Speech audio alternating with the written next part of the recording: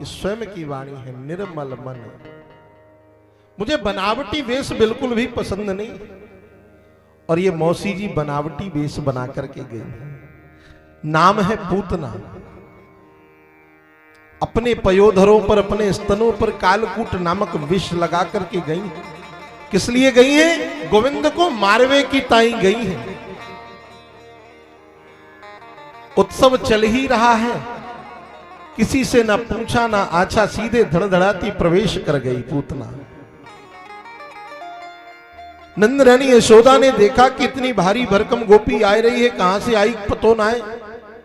पर कभी कभी ऐसा होता है कि भीड़ भाड़ में आप किसी को ना भी पहचानो तो उसका अभिवादन करते हो, आओ आओ आओ। ऐसा ही यशोदा ने किया। नंद रानी यशोदा ने कहा, आओ बहन, कहां से आई?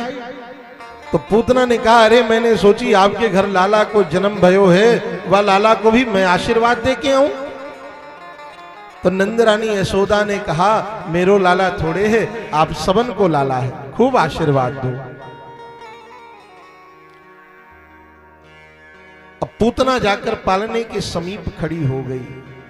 नंद रानी यशोदा अतिथि सत्कार में गई। स्थान को रिक्त जान करके, जगह को खाली समझ करके पूतना ने देखा कि अवसर अच्छा है, तो तुरंत 6 दिनों के कन्हैया को गोद में उठा लिया। अपनी अंकमाल में उठाया, तो जैसे ही अंकमाल में उठाया तो एक क्षण के लिए मातृत्व भाव आया। गोविंद के रूप माधुर्य को देखा पूतना ने, तो नेत्र सजल हो गए। ये भगवान के रूप का वैशिष्ट है। पर दूसरे क्षण विचार आया, मैं आई हूं कुछ करने के लिए, देखती ही रह जाऊंगी। तो तत्क्षण अपने पयोधर को अपने वस्त्रों से अलग किया और वह विषाक्त पयोधर गोविंद के मुख में दे दिया। जैसे ही गोविंद के मुख में वो पयोधर दिया, तो मेरे कन्हैया ने पयोधर को मुख में रख लिया, और मुख में रखा पर आंख बंद कर ली। अच्छा, भगवान ने आंख बंद क्यों करी? देखो, भगवान के नेत्र कोई सामान्य नेत्र नहीं है। भगवान के नेत्र हैं सूर्य और चंद्रमा। मानो सूर्य और चंद्रमा कहना चाहते हैं, अरे अभागन, अभी 6 दिनों के हुए हैं, और कैसी पापनी है तू कि 6 दिनों की गोविंद को मारने के लिए आ गई। जा, तुझे जैसी उल्टा का हम मुख भी नहीं देखना चाहते, इसलिए नेत्र बंद हो गए। दूसरा भाव कि भगवान ने नेत्र बंद क्यों किए? भगवान विचार कर रहे हैं, ये मौसी जी काम वही करेंगी जो मां करती है।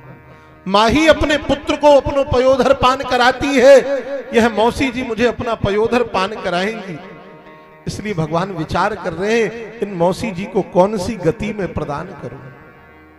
ये गोविंद की दयालुता कि अहोवकीयम स्तन कालकूटम जिघंसयापाय यदप्यसाध्वी लेभे गतिम धानुचताम ततोन्यम कम वा दयालुम शरणम ब्रजेम।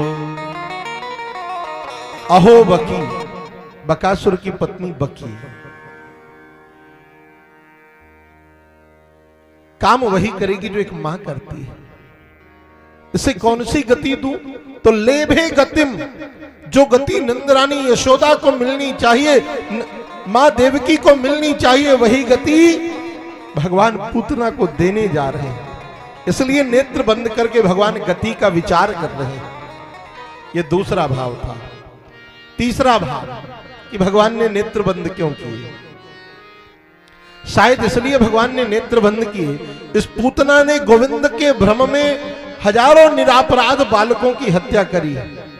तो भगवान नेत्र बंद करके उन जीवात्माओं का स्मरण कर रहे हैं, भैया आओ, आज तुम सबके बदले इस मौसी का मैं ही उद्धार करता हूं।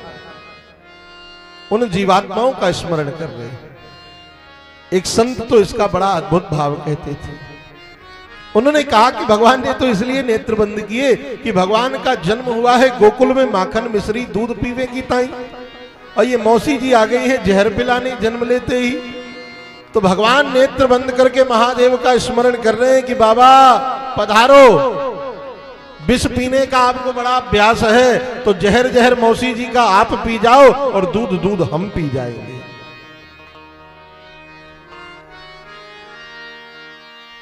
पूतना ने पयोधर मुख में दिया। एक बालक जब अपनी मां के पयोधर को पान करता है ना, छोटा बालक, तो पयोधर पीते पीते दूसरे हाथ से दूसरे पयोधर को एक हाथ से पकड़ भी लेता है। ऐसा ही गोविंद पूतना के दूसरे पयोधर को अपने हाथ से पकड़ लिए और गटक गटक के पिए जा रहे हैं।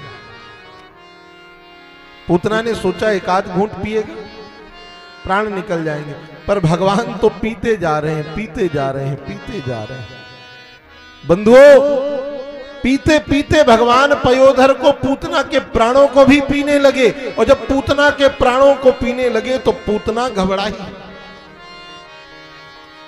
चीख पड़ी पूतना। पूतना ने कहा छोड़ छोड़ छोड़। कन्हैया ने कहा मौसी जी, एक तो हम किसी को पकड़ते नहीं, और जब हम किसी को पकड़ते हैं तो फिर छोड़ते नहीं हैं, अब तो ठिकाने लगा के ही छोड़ेंगे। जब पूतना के प्राण अवरुद्ध हुए तो विकराल वेश बनाया पूतना ने, विशाल शरीर बनाया, आकाश मार्ग में लेके उड़ चली। सब ब्रजवासी गोपी ग्वाल देखे, नंदरानी यशोदा सब पीछे पीछे दौड़ लगाए। पूतना उड़ती जा रही है। जब तक कन्हैया की इच्छा थी तब तक पूतना के पयोधरों के ऊपर गोविंद खेलते रहे। जब कन्हैया की इच्छा हुई तो पूतना के संपूर्ण प्राणों का भगवान पान कर गए। पूतना का भगवान ने उद्धार कर दिया। जब पूतना के प्राण निकले तो बड़ा विकराल शरीर था पूतना का। श्रीमद् भागवत में 18 किलोमीटर के शरीर का वर्णन आता है कि 18 किलोमीटर का शरीर पूतना का बना जब प्राण निकले। और जब प्राण निकले तो पूरे वृक्ष व्रज के समाप्त कर दिए पूतना ने। गिरी तो सारी वृक्षावलियां नष्ट हो गई। एक संत तो विनोद में कहते थे, पता है महाराज पूतना का शरीर कितना बड़ा? हमने कहा कितना बड़े? वाके कान गिरे कानपुर में, वाको मूड़ गिरे मुड़सान, वाके हाथ गिरे हाथरस में। हमने कहा इतना तो नहीं हो सकता, पर 18 किलोमीटर का वर्णन है भागवत में। भगवान क्रीड़ा कर रहे हैं पयोधरों के पास। सारे गोपी ग्वाल ब्रजवासी सब दौड़े और महाराज मरी मराई पूतना पर लगे लठ बरसाने। कन्हैया ने कहा काय को परिश्रम करते हो, सेवा समाप्त है। तब तक बाबा आनंद आ गए। बाबा आनंद ने कही अरे भैया आज पतो चली कि वसुदेव तो पक्का ज्योतिषाचार्य है। गोकुल में संकट आवे से पहले ही वसुदेव ने मुझे सचेत कर दिया था। नंद रानी यशोदा दौड़ी और गोविंद को पूतना के वक्षस्थल से उतार करके अंक में भर लिया, गोद में उठा लिया। तब तक ब्रजवनिताएं आ गईं। माताओं का वात्सल्य अद्भुत होता है। देखो माताओं का एक अलग ही पुराण होता है, ममता का पुराण अलग होता है। तो पूरणमासी नाम की मैया ने यशोदा नंद रानी को डांट लगाई, चोरी यशोदा तेने भांग खाए राखो का? अरे नेक से लाला को काऊ की गोद में दे दी। और लेकर के सभी ब्रजवनिताएं ब्रज माताएं गोविंद को गौशाला में लेकर के आई। गौशाला में लाकर के पंचगव्य से कन्हैया को स्नान कराया।